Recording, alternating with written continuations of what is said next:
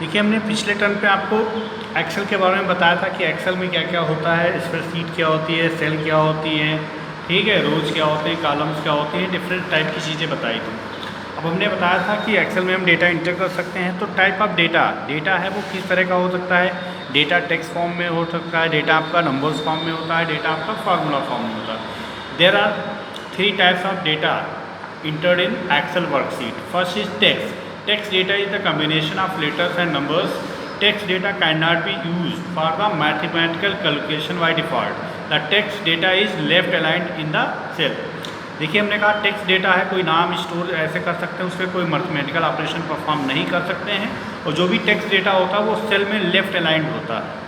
Second आपका होता है numbers data is form using the digit 0 to 9। जो नंबर्स होते हैं वो 0 to 9 डिजिट से फॉर्म होकर बनते हैं। Arithmetic calculation can be perform on the number आपका न्यूमेरिकल डेटा, उसमें हम अर्थमेटिक ऑपरेशन परफॉर्म कर सकते हैं।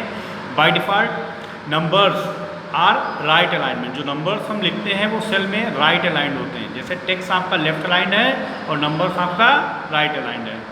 थर्ड आपका होता है formula. We can create formula in Excel spreadsheet using the cell values or cell references. These result in the formula is right aligned. अब देखिए फार्मूला हमने बताया जनरली आपका किस पे लगता है, नंबर्स पे, और नंबर्स पे जब हम कोई फार्मूला लगाएंगे तो उसके बाद जो उसका रिजल्ट आएगा वो भी एक नंबर ही आएगा, तो इसका भी जो अलाइनमेंट होगा वो हमेशा राइट ही होगा। यहाँ पे देखिए हमने यहाँ पे फार्मूला लगाया, ये आपकी वैल्यूज है और इसको हमने 2 से मल्टीप्लाई किया है, तो C2 मल्टीप्लाई बाई D2, तो फार्मूला है 50,000, और ये भी आपका एक नंबर है, और नंबर जो होंगे वो आपके राइट अलाइंड होंगे। नेक्स्ट है editing in cell content.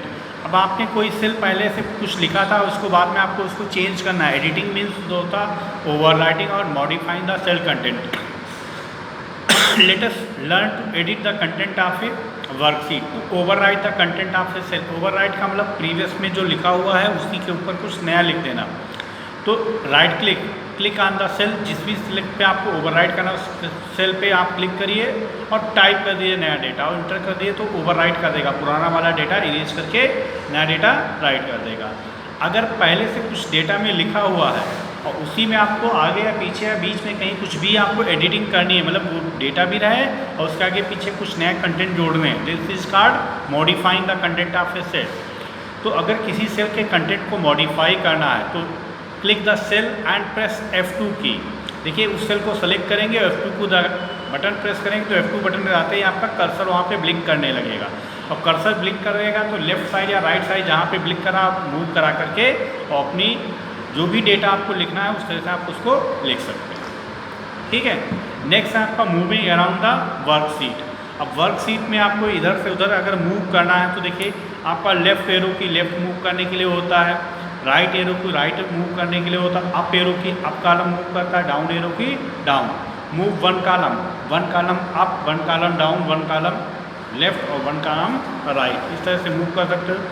Page up की दबाओगे तो मूव अप वन स्क्रीन, मतलब एक एक पेज आपका जो प्रिंटिंग एरिया होता है एक एक पेज वन स्क्रीन, जो वन स्क्रीन है उसका मूव करेगा। पेज डाउन से वही वन स्क्रीन डाउन करेगा। होम की से first cell of the row, home key अगर बढ़ाते हो तो आप कहीं भी हो उस रो की वो फर्स्ट सेल पे आपका कर्सर मूव करेगा। कंट्रोल प्लस डाउन एरो आप दबाओगे तो लास्ट रो पे पहुंच जाओगे, कंट्रोल अप दबाओगे तो फर्स्ट रो पे पहुंच जाओगे, कंट्रोल लेफ्ट से लास्ट कॉलम पे, कंट्रोल राइट से फर्स्ट कॉलम पे, और कंट्रोल होम की से मूव द सेल A1, और कंट्रोल एंड की से लास्ट जो रो होती है उस वर्कशीट की लास्ट सेल होती है उस पर आप मूव करोगे। ठीक है, फिर using name box to locate a cell. अब देखिए अगर किसी सेल में हमें मूव करना है तो हम यूज कर सकते हैं नेम बॉक्स। नेम बॉक्स पे क्लिक करिए और नेम बॉक्स में आप जिस भी सेल का एड्रेस जो भी लिखा है आप जिस भी सेल का एड्रेस टाइप करेंगे।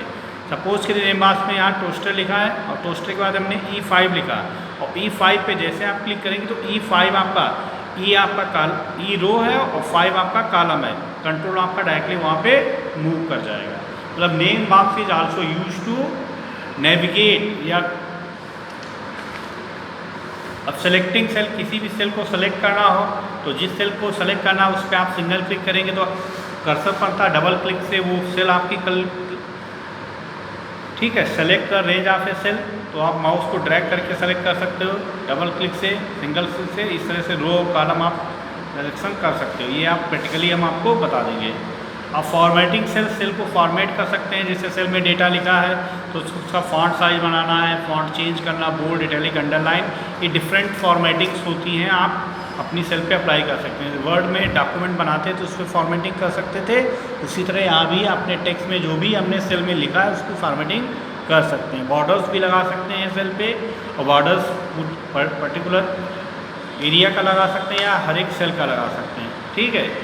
फिर सेल में कलर भी फिल कर सकते हैं। सेल में कलर फिल करने के लिए जैसे वहाँ बैकग्राउंड कलर होता था, उसी तरह यहाँ पे बैकग्राउंड कलर लगा सकते हैं। तो ये सब प्रैक्टिकली हम नेक्स्ट वीडियो आपको कल भेजेंगे, उसमें आपको मिल जाएगा। Thank you.